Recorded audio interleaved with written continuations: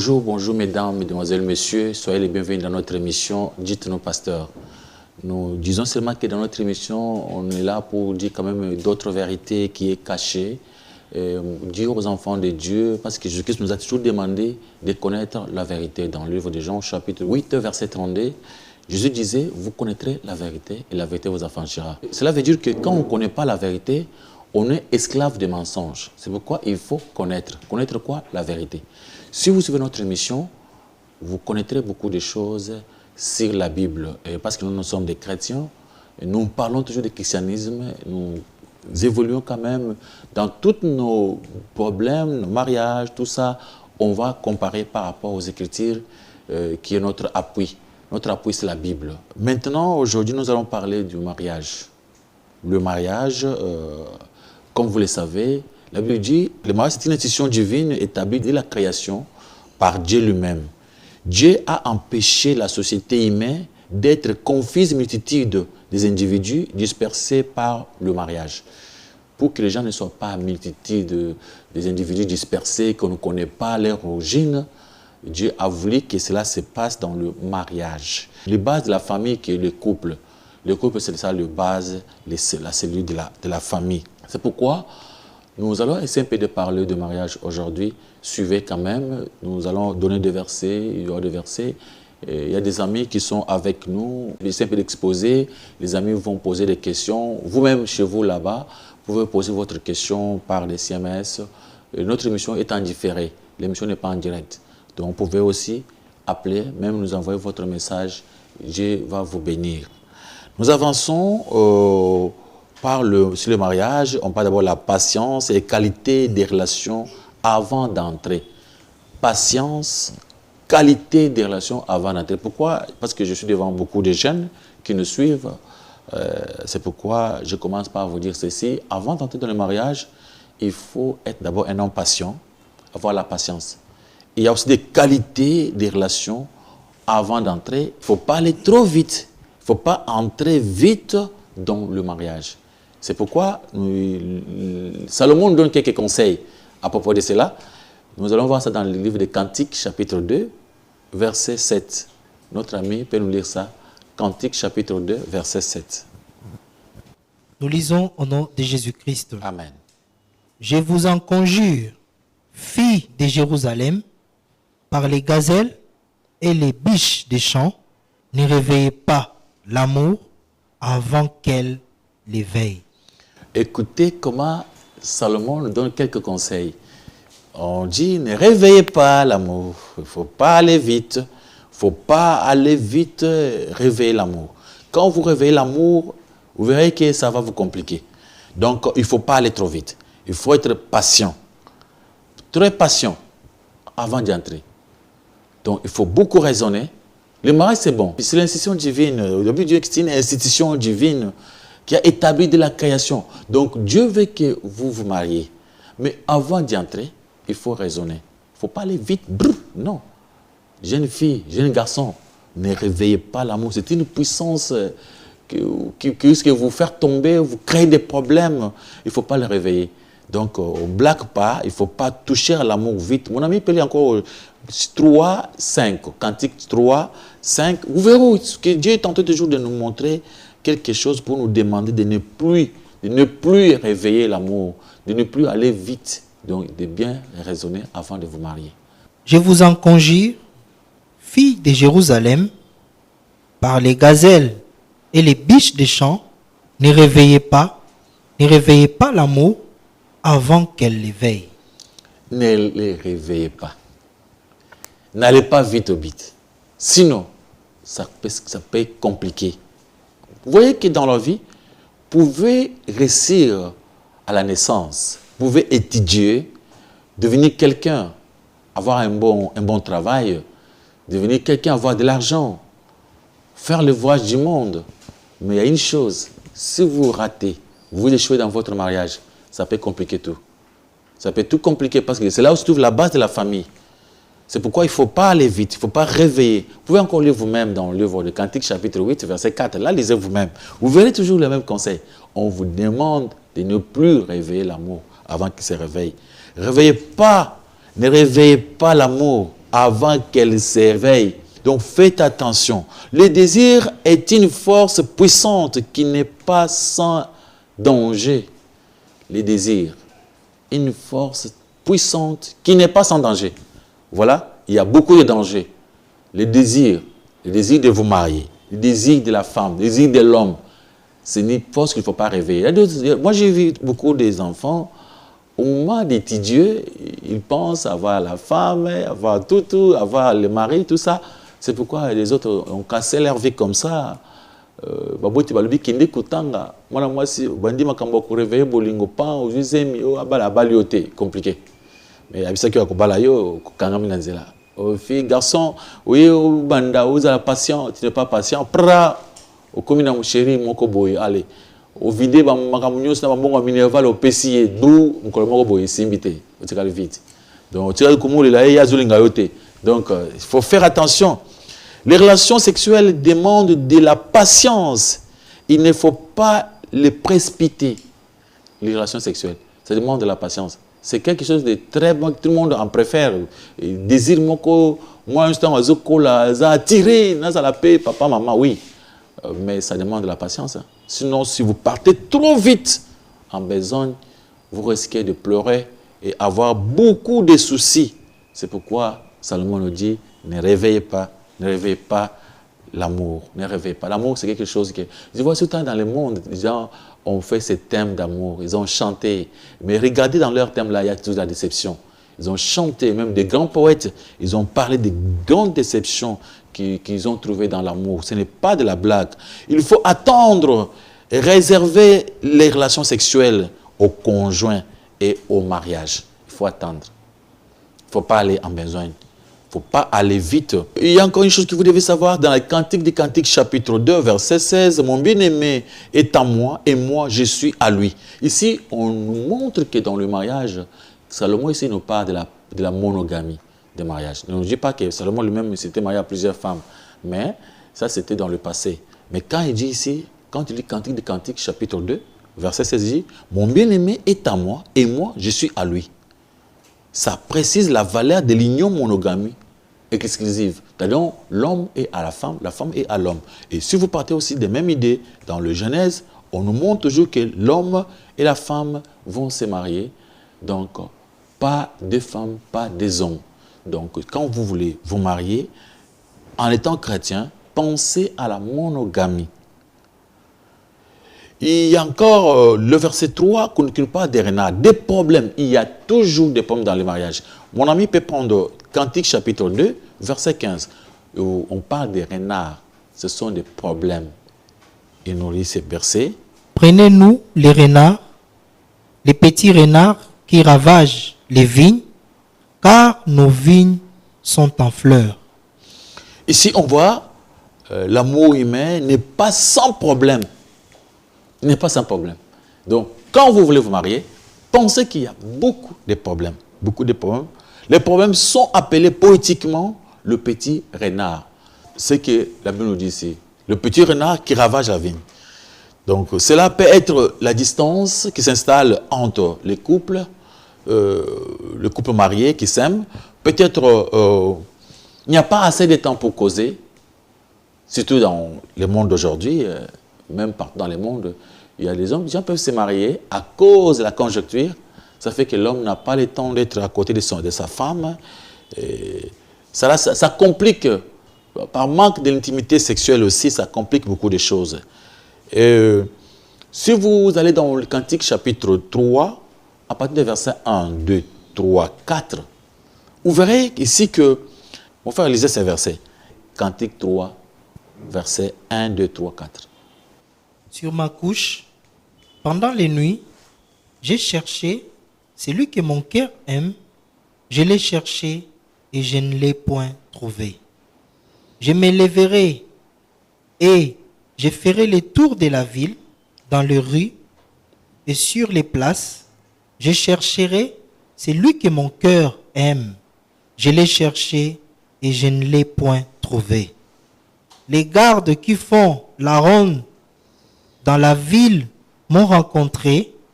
Avez-vous vu celui que mon cœur aime? À peine les avais-je passés, que j'ai trouvé celui que mon cœur aime.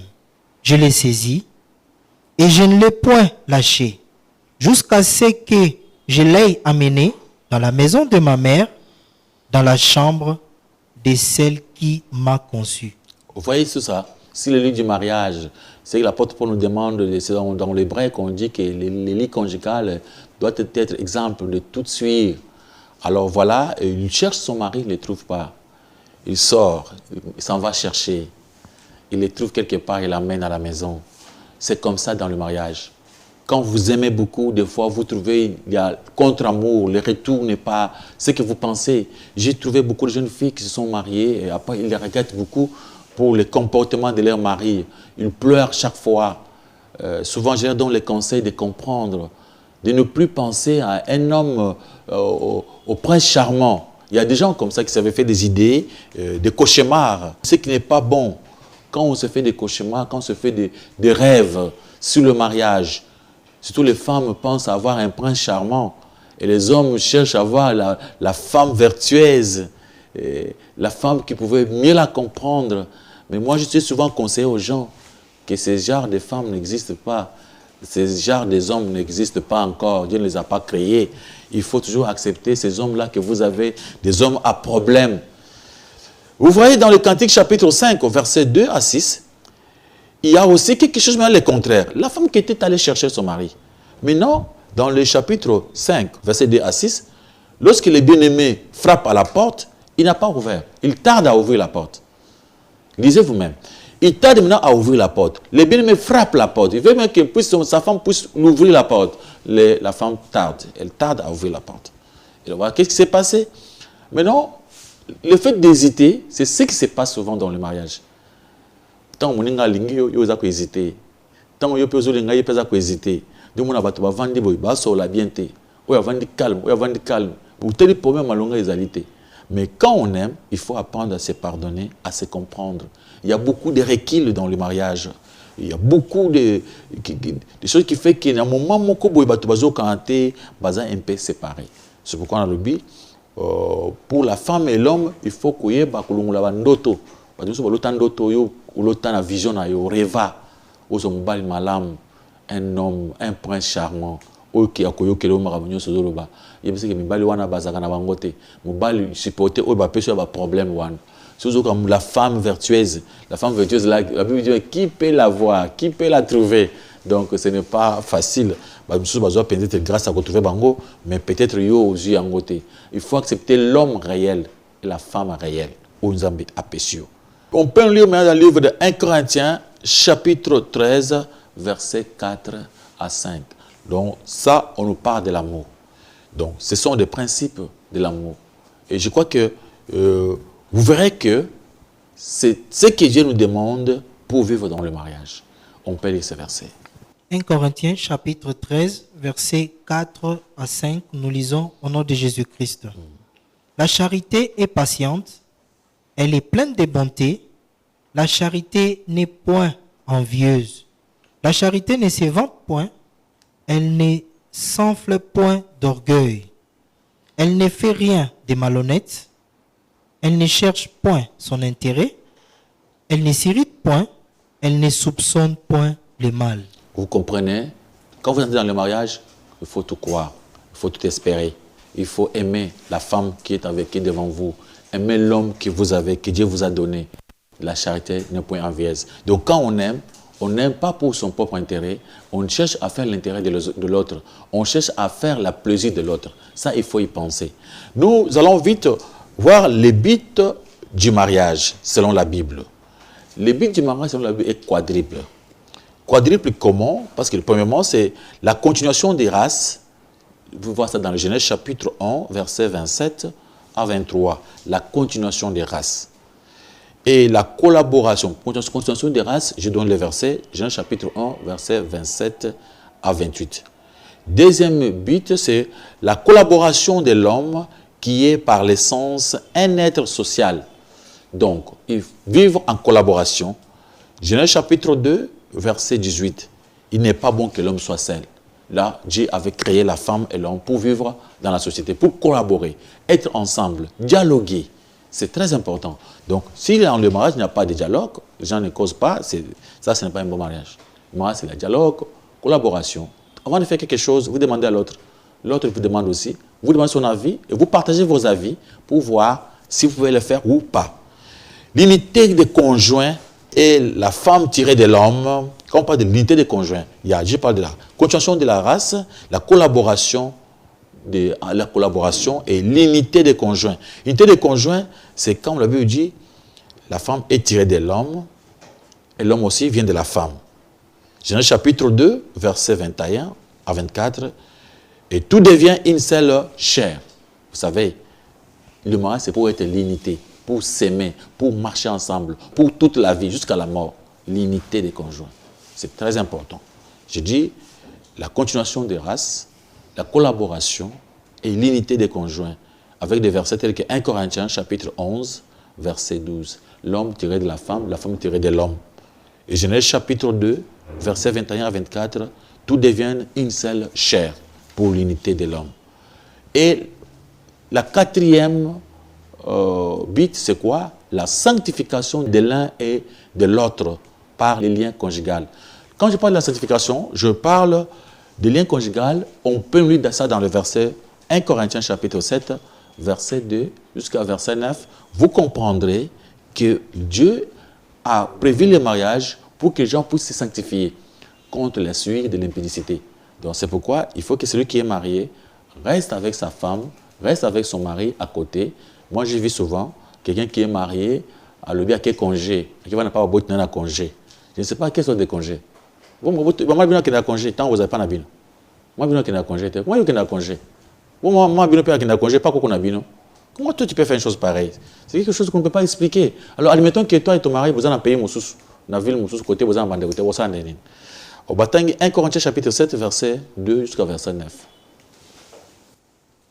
1 Corinthiens chapitre 7, verset 2 à 9, nous lisons au nom de Jésus-Christ. Toutefois, pour éviter l'impudicité, que chacun ait sa femme et que chaque femme ait son mari. Que le mari rende à sa femme ce qu'il lui doit et que la femme agisse de même envers son mari. La femme n'a pas autorité sur son propre corps, mais c'est le mari, et pareillement. Le mari n'a pas autorité sur son propre corps, mais c'est la femme. 5. Ne vous privez point l'un de l'autre, si ce n'est d'un commun accord pour un temps, afin d'évacuer à la prière, puis retourner ensemble, de peur que Satan ne vous tente par votre incontinence. Vous avez entendu ensemble ce que j'avais venu dire. C'est bien déjà ce que vous avez lu. Dieu soit loué. Et il faut, quand on est dans le mariage, c'est pour vivre ensemble, c'est pour vous sanctifier. Et quand le rapport sexuel se trouve dans le mariage, c'est quelque chose de béni, d'apprécié par Dieu. Mais le fait seulement d'enlever cela pour l'amener ailleurs, c'est de la débauche. C'est pourquoi, dans Hébreux chapitre 13, verset 4, la Bible nous demande que le mariage soit honoré de tous, que les lits conjugaux soient exempts de tout souillure. Donc, une fois que tu es marié, monsieur, tu ne peux pas encore aller ailleurs. Et madame, une fois que tu es marié, j'ai vu des jeunes filles, des jeunes garçons qui commettent beaucoup d'erreurs. Après avoir signé en tout dans le mariage, ils continuent toujours à vivre avec les gens d'auparavant. Ils continuent toujours à faire ces rendez-vous, tout ça. C'est un grand danger. Parce que dans le mariage, on ne blague pas avec le mariage, c'est quelque chose qui a été institué par Dieu. C'est une institution divine, c'est quelque chose que Dieu lui-même avait préparé dès le commencement. Et dans le mariage, il faut comprendre, Dieu n'est pas un Dieu de désordre, c'est un Dieu de l'ordre. Il a mis l'ordre dans le mariage. Il demande à la femme d'être soumise à son mari et à l'homme d'aimer sa femme. Là, ce n'est pas compliqué. C'est Éphésiens chapitre 5, verset 22. Le fait que vous voulez aimer, si une femme aime un homme, il accepte qu'il devait être soumis à cet homme-là. Et si un homme aime une femme, il accepte qu'il va l'aimer pour toute sa vie. Et l'aimer, il y a des choses que vous devez comprendre. Quand on dit la soumission, c'est-à-dire la femme doit être soumise à son mari. La Bible dit en toutes choses. Donc, acceptez que le mari devienne votre chef. C'est pourquoi, d'abord, à l'ennemi comme ça, selon la Bible, c'est l'homme qui donne la dot. Je comprends peut-être ailleurs s'il y a des femmes qui donnent leur dot, là, je ne comprends pas, mais selon la Bible, moi je suis dans la Bible. C'est l'homme qui payait la dot, qui prouvait, qui rangeait cette relation. Donner la dot à la famille de la femme. Et c'est l'homme qui restera le chef de sa femme. On demande à l'homme d'aimer sa femme. Aimer veut dire beaucoup. Et aimer comme Christ avait aimé son Église, il s'est sacrifié lui-même. Ça veut dire quand on parle de l'amour, c'était une subordination à toute chose au bien de celui qu'on aime. C'était un peu ce que j'avais un peu de versets. Je crois que ça peut continuer avec les amis comme ils sont là. Ils doivent poser des questions qu'on pourrait quand même essayer de répondre si le mariage. Que Dieu vous bénisse. Vous aussi, de loin, vous pouvez poser votre question, même par SMS. On finira toujours par vous répondre. Soyez bénis. Qui sont là? Monsieur, c'est notre ami Rabbi. Merci, Pasteur Richard, pour la parole. Moi, j'ai 4 petites questions. Première question, comment gérer les conflits dans les mariages? Deuxième, quelle est la raison d'être du mariage? Troisième, que dit la Bible du mariage homosexuel? Quatrième, que dit la Bible des mariages malheureux? C'est ça. Oui, c'est tout. Notre bien-aimé, merci pour vos questions. Comment gérer le mariage? Ça, c'est quelque chose de très important que les amis pouvaient comprendre. Quand on dit comment gérer le mariage, c'est-à-dire on pourrait gérer le mariage qu'à travers les conflits. Donc, comment gérer les conflits dans le mariage? On peut gérer les conflits dans le mariage parce que c'est le Dieu Tout-Puissant qui avait instauré le mariage, qui avait institué le mariage. Il avait donné des principes. Le principe que Dieu a donné, il a pour montrer qu'il faut que l'homme soit le chef et la femme doit être d'abord soumise à son mari. Comment? Parce que si une femme qui n'obéit pas, quand on dit qu'on est soumis, c'est-à-dire on obéit aux lois de son mari, on obéit en toutes choses. Mais pour rester cette harmonie, je vous dis mon frère, il faut toujours prier. Les gens qui ne prient pas ne peuvent pas y arriver. Donc il faut beaucoup prier. Parce que déjà beaucoup de gens qui ne prient pas, ce sont des hypocrites. Dans leur mariage, ce sont des hommes qui ont plusieurs femmes ailleurs et ils viennent faire d'amener des mensonges à la maison. Il y a des femmes qui vivent avec d'autres personnes à côté, mais dans le mariage, ils paraissent être des femmes fidèles. Alors, pour bien gérer les conflits dans le mariage, il faut toujours associer Jésus-Christ dans vos mariages. Parce que Jésus-Christ dit ceci, sans moi, vous ne pouvez rien faire. Quand vous êtes attaché à Jésus-Christ dans votre mariage, maintenant, comme c'est lui-même qui avait institué le mariage, il va aider à ce que le mariage puisse aller de l'avant. Deuxième question, la raison d'être. La raison d'être sont des bits que je viens de donner. La raison d'être, j'ai dit ici, continuation des races, pour que les races puissent continuer, pour la multiplication. La Bible dit ceci, Genèse chapitre 1, verset 27, il faut multipliez-vous. C'est dans le mariage. Et deuxième but, la collaboration de l'homme et la femme. Il n'est pas bon que l'homme soit seul. Il faut collaborer. Donc, vous êtes marié, pour avoir l'ami qui doit être à tes côtés, il doit commencer à collaborer avec toi. Troisième raison, l'unité. C'est pour que la femme et l'homme, comme la femme était tirée de l'homme, et l'homme provient de la femme, il faut avoir cette unité-là, être unis. Normalement, pour Dieu, l'homme constitue l'homme et la femme. C'est ce qui trouve maintenant l'homme qui est complet quand il est marié. Donc, tel que vous n'êtes pas encore marié, vous êtes mon père moitié. Donc, vous serez complet quand vous serez marié. À ce moment-là, selon la Bible, vous êtes maintenant complet. La sanctification de l'un et de l'autre. C'est-à-dire pour éviter l'impudicité. Pour que vous ne tombez pas dans l'impudicité, vous pouvez vous marier. Cette bite-là, c'est aussi une des raisons pour laquelle il faut se marier. Pour éviter l'impudicité. Le mariage homosexuel. Normalement, le mariage homosexuel contredit toutes les 4 bits que je viens de donner ici. La première bit que j'avais dit, la continuation des races. Quand les mêmes sexes se marient, il n'y a pas moyen d'avoir des enfants. D'abord, déjà, ça contredit la volonté de Dieu. D'abord, le mariage était institué par Dieu. Il avait institué premièrement pour qu'il y ait des multiplications, pour qu'il y ait continuation des races. Alors, comme l'autre, dans l'homosexualité, les gens ont le même sexe, vous voyez que ça ne peut pas marcher avec le premier invité. L'unité des conjoints. L'unité des conjoints, la femme est tirée de l'homme et l'homme provient aussi de la femme. Maintenant, si c'est seulement l'homme, mais la femme, qui est tiré de l'autre, ça ne tiendra pas avec, ça ne cadre pas avec la Bible. La Bible dit, maintenant, le troisième dit, il faut que tous les deux deviennent une seule chair. Mais ça, un homme avec un homme, c'est des hommes. Une femme avec une femme, ça fait deux femmes. Il n'y a pas moyen d'avoir une seule chair. Là, c'est compliqué. Là, c'est très compliqué, ça ne peut pas cadrer. Et là, il se trouve seulement dans les sanctifications. Non, ça, c'est l'homosexualité, ce n'est pas la meilleure façon de faire des relations sexuelles. Parce que c'est contre la nature. Donc, Dieu, quand il avait créé la femme, il avait bien préparé la femme pour l'homme. Et quand l'homme se marie avec l'homme, ils vont passer les rapports sexuels comment? Ce n'est pas une logique. C'est très bizarre, qu'on ne peut pas même expliquer ici. Et quand une femme ne veut pas se marier avec un homme, il se marie avec une autre femme, ils vont passer des rapports sexuels comment? Ce n'est pas une logique, c'est bizarre, difficile à expliquer. À expliquer ça parce qu'il y a une honte, on ne peut pas expliquer ça devant les gens. C'est bizarre. C'est pourquoi, la quatrième question, le mariage malheureux. Oui, je viens de vous parler des petits renards. Je vous ai dit qu'il n'y a pas de mariage sans problème. Dans tout amour, dans toute amitié, surtout dans le mariage, il y a beaucoup de problèmes. C'est pourquoi, pour surmonter tous ces problèmes, il faut être attaché à Jésus-Christ.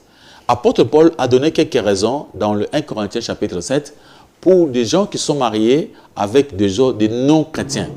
Votre femme ou bien votre mari est non-chrétien, s'il arrivait que lui-même ne veut pas vivre avec vous, vous n'avez pas de problème. Mais si vous êtes tous des chrétiens, Dieu ne permet pas qu'on puisse rompre le mariage. Dieu interdit. Dieu ne permet pas à quelqu'un de rompre. Dieu dit ceci, si un homme marié rompt avec sa femme et partout où il irait, il va commettre des adultères. Et si une femme mariée rompt avec son mari, elle commet l'adultère. Donc, comme les adultères ne verront pas Dieu, il ne faut pas rompre. Alors, il faut tout faire pour arranger. Surtout si vous êtes en Jésus-Christ. Le divorce n'est pas permis dans la Bible. Plus jamais, plus jamais. Ces gens qui divorcent sont des égoïstes, des gens qui cherchent leurs propres intérêts. Mais surtout s'il y a des enfants dans le mariage, il ne faut pas divorcer. Il y a encore une autre personne? Merci beaucoup, pasteur. Pasteur, j'aimerais poser ma question en voyant le pauvre et malheureux que nous sommes, nous, les jeunes de ces derniers temps. Vous avez parlé de la patience, pasteur. Nous, les jeunes, nous faisons preuve de patience. Mais nous voyons l'église où nous évoluons, il y a deux. Il y a ceux qui sont mariés avant nous, qui découragent le jeune. Lorsqu'un jeune essaye de mettre une sœur, ou bien lorsque les deux essayent de faire quelque chose, nous voyons des mamans, plus des mamans, qui viennent pour décourager de telles personnes. Pasteur, qu'est-ce que vous pouvez nous conseiller par rapport à ça? Mais vous arrivez que vous voyez des gens qui vous découragent de ne plus vous marier, ou bien de comment? Ou bien vous découragent comment? Ils vous demandent de vous marier vite, de vous précipiter. Il faut préciser cela. En fait, quand j'ai dit décourager, c'est parce qu'il vient avec des médisances. C'est ça. Le mariage, chacun a sa façon. Il trouvera, les femmes ne sont pas les mêmes. Les hommes ne sont pas les mêmes. Vous avez votre façon de voir les choses. Et la femme que tu aimeras aura aussi ses défauts et ses bons côtés. Je vous ai dit une chose auparavant, que toute personne dans ce monde a des bons côtés et des mauvais côtés. Pour vivre avec quelqu'un, il faut apprendre à soutenir ses bons côtés et pardonner ses mauvais côtés. C'est pourquoi la Bible nous demande de nous supporter réciproquement. Il y a d'autres personnes qui avaient peut-être mal commencé leur mariage. Ils avaient peut-être mal commencé leur mariage, ils se trouvent dans des difficultés graves. Ne regardez pas les autres. Le mariage provient du ciel. Ça vient de Dieu. Le jour où vous serez prêt pour vous marier, mariez-vous. Mais la Bible nous demande seulement de ne plus réveiller l'amour avant qu'il s'éveille. Donc, si vous allez vite en besogne, vous allez aussi commencer à donner les mêmes conseils que les gens là vous donnent. Il dit, ah non, le mariage, non, non, non, non, non, non. Mais vous avez des gens tels que nous sommes là. Nous vous disons toujours que c'est bon le mariage. Parce que aujourd'hui, avec l'expérience que nous avons dans le mariage, de plus de 25 ans dans le mariage, et on peut arriver jusqu'à 50 ans. C'est-à-dire, normalement, on s'est marié pour la vie et la mort. Et moi, j'ai compris que le mariage avec Jésus-Christ, c'est très bon. Donc, quand on vivait sans Jésus, là, le mariage était compliqué. Il y avait toujours des pleurs, des problèmes. Maintenant, quand on marche avec Jésus, ce sont des femmes qui en profitent. Quand l'homme prie, les femmes en profitent. Parce que l'homme avait toujours la tendance d'aller dehors. Mais les femmes, des fois, ce n'est pas facile à une femme mariée d'aller dehors, même s'il ne prie pas. Alors, des hommes, c'était très facile. Maintenant, les femmes qui ont marié des hommes qui prient, ils glorifient Dieu. Mais bien que cela, il y a toujours des problèmes. Parce qu'on n'est pas des parfaits, on n'est pas de petits dieux. Avançons. Oui, pour ajouter un petit bémol, parce que jusqu'où il faut aller avec la patience par rapport à l'âge. Le problème, ce n'est pas jusqu'où aller avec la patience. La Bible dit une chose. Dieu, quand il avait créé Adam, il ne l'avait pas directement donné l'homme, la femme. Pourquoi on avait laissé le temps à Adam avant de lui donner quoi? La femme. Dieu savait pourquoi, c'était raison. Adam était resté seul pendant plusieurs années peut-être. Un jour de quoi? 1 heure devant Dieu, c'est pour 1000 ans ailleurs. Et 1000 ans comme 1 heure. Vous savez combien d'années Adam était resté seul? Personne ne le sait. Quand Dieu parle d'un jour, ça fait combien? On ne connaît pas. Peut-être il y avait plusieurs années. Regardez la patience de Dieu. Jésus-Christ est parti, on vous a dit qu'il vient bientôt. Ça fait combien d'années déjà? 2000 ans. Oui. Il faut comprendre que Dieu n'est pas comme nous. Dieu est éternel pour lui dans son éternité. Dieu avait permis qu'Adam puisse d'abord rester seul. Et Dieu lui-même a constaté cela. Il dit, ça avait fait quand même un bout de temps. Quand Dieu lui dit, il n'est pas bon que l'homme soit seul. C'est-à-dire, il a vu qu'Adam souffrait. Il a constaté, il s'est fait trop de soucis. Il n'est pas bon qu'il soit seul. Il faut lui donner une femme. Il est venu maintenant, il a fait endormir Adam pour créer Ève. Vous voyez maintenant? C'est-à-dire, il n'est pas bon que l'homme soit seul. N'allez pas vite en besogne. Le mariage, d'abord, quand un homme veut se marier, il doit être capable de travailler. Avant même ce travail, savoir comment nourrir sa femme. La femme ne vient pas seule, elle vient avec beaucoup de problèmes. Elle vient aujourd'hui, demain il a grossesse. Grossesse, demain il y a un enfant. Demain il y a un autre. 3-4 années, 5 ans, vous avez 3 enfants. Vous devenez père. Vous savez que dans ce monde, même le parent, il peut pousser leur enfant à se marier. Dès qu'il se marie, on ne l'aide pas encore. On dit non, toi tu es déjà marié, tu es déjà marié. Toi tu es déjà père, tu es déjà chez toi. On lui dit, toi tu es déjà parti chez toi, débrouille-toi. C'est comme ça. C'est pourquoi on demande de ne plus réveiller l'amour. Si vous regardez qu'il n'y a pas la possibilité, vous regardez l'un, vous voyez que ça ne tient pas encore, on ne réveille pas l'amour. Mais dès qu'on voit qu'il y a quand même des moyens de la nourrir, quand ça marche, là, vous osez, vous avancez. La patience dépend de votre façon de voir les choses. Votre façon de voir, est-ce que vous gagnez, vous travaillez déjà? Si vous ne travaillez pas, à quoi sert d'aller vite dans le mariage? Vous ne travaillez pas, ça va compliquer plus tard. Les femmes sont compliquées. Dès qu'il vient chez vous, il a besoin de manger. Même si la femme aussi va travailler, mais elle a besoin de manger, de boire, tout ça, l'hôpital, la maternité, il y a qu'on appelle, il faut, à la deuxième fois qu'il y a des kilos, tout ça. Il faut être capable de le faire. Ok, avançons. Okay. Merci, pasteur, pour la parole. Question, pasteur, question de Zaboué. Est-ce que, pasteur, ceux qui ont la richesse, il suffit pour. Bon, disons que si nous possédons toute la richesse, ça suffit pour se marier? Non, on a dit, moi j'ai donné tous les conseils, on a dit être patient, ne veillez pas l'amour, il faut beaucoup réfléchir avant de faire quoi? De vous marier. Ça ne veut pas dire que quand on a la richesse, il faut seulement parce qu'on a la richesse. Mais la Bible dit, il n'est pas bon que l'homme soit seul. Le mariage, c'est une vision. Vous allez aussi regarder, il y a d'autres personnes qui ne se sont pas mariées. Ils se disent, non, moi je ne me marie pas. Il n'a pas péché. Apôtre Paul le dit. Si vous ne voulez pas vous marier, si vous n'avez pas péché. Dans les Corinthiens 7, il dit que celui qui n'est pas marié s'inquiète des choses du ciel. Mais celui qui s'est marié, qui s'inquiète comment pleure à sa femme ou bien à son mari. Donc il y a d'autres personnes qui ne se marient pas.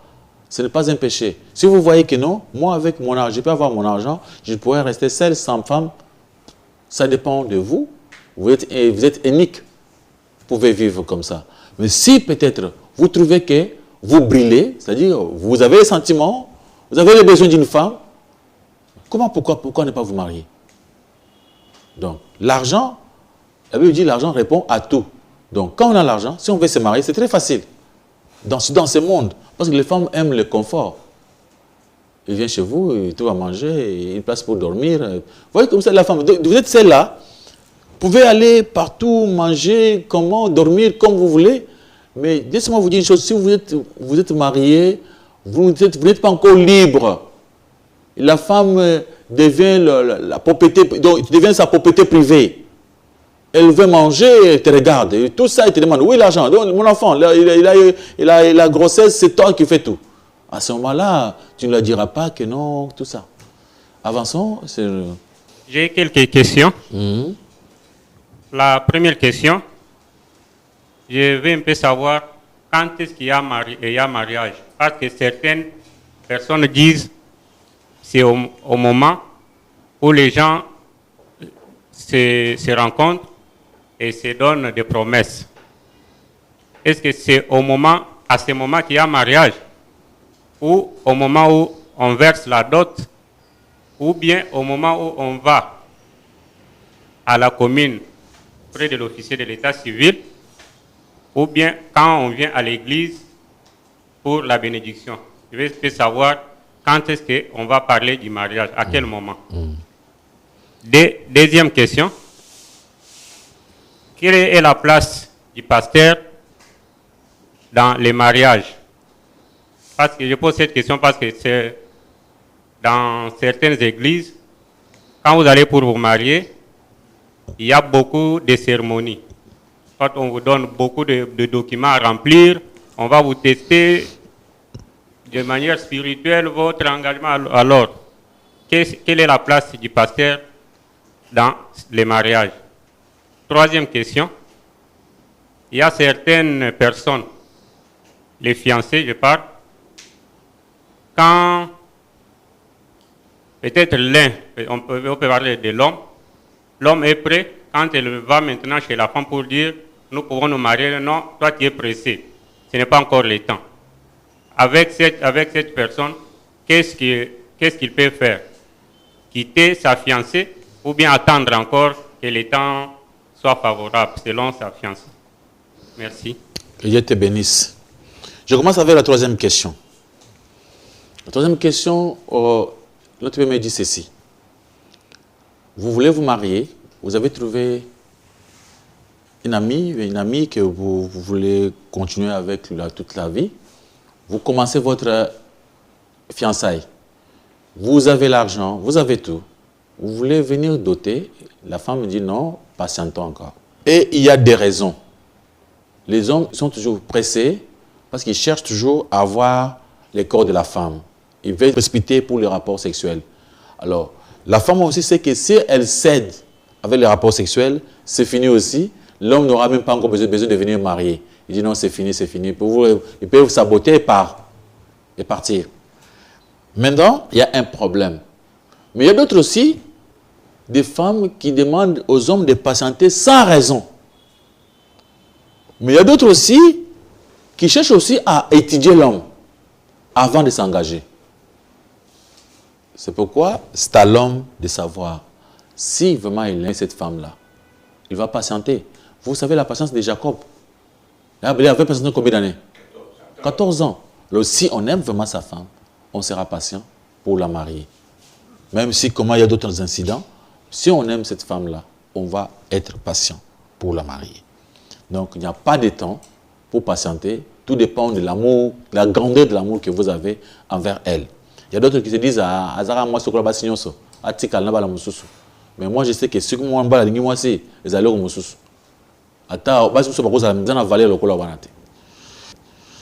La deuxième question.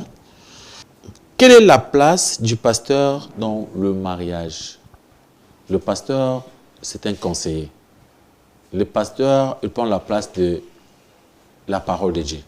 Il vient pour montrer, éduquer, expliquer aux enfants de Dieu comment vivre, ce qu'ils pouvaient faire pour que le mariage puisse aller de l'avant. Donc sa place, c'est seulement dans le cadre des conseillers. Il n'y a pas d'autre chose. Les gens doivent s'aimer eux-mêmes. On ne demande pas à un pasteur de monter aux gens comment s'aimer ou non. L'amour, vous venez avec votre amour, vous vous croisez. Maintenant, vous venez chez moi seulement pour que je puisse comment faire quoi? Regardez si vous vous aimez. Et quand vous vous aimez, justement, j'entre dans la première question. Quand est-ce que le mariage est confirmé? Le mariage est confirmé au moment où l'homme donne la dot chez les parents de la fille. C'est ça le mariage. Le reste là, ce n'est pas, je ne dis pas que ce n'est pas le mariage, mais c'est seulement la confirmation. C'est la confirmation de Romains chapitre 13, verset 4, qui dit quoi? Que le mariage soit honoré de tous. Il y a déjà un mariage qui est fait. Par qui? Par le mari a donné la dot. Le mariage, c'est ça le mariage. Et dans d'autres cieux, même auparavant, on partait même pas à l'église. Au temps d'Abraham, on partait même pas à l'église. Les gens se mariaient comme ça. C'était fini. Le mariage de l'église, c'est la prière seulement. On dit la bénédiction nuptiale. Ce n'est pas le mariage, c'est la bénédiction. Romains 13, verset 4, qui dit que le mariage soit honoré de tous. C'est ce qui permet aux gens d'aller à l'église pour qu'on puisse faire la bénédiction nuptiale. Et après cela, aller à l'état civil pour avoir des documents. Documents, c'est pour honorer l'État, pour que l'État soit honoré. C'est ça, c'est pourquoi on fait ça. Mais le véritable mariage commence seulement dans la famille. Et les autres là, c'est pour honorer et pour avoir la sécurité de ces mariages.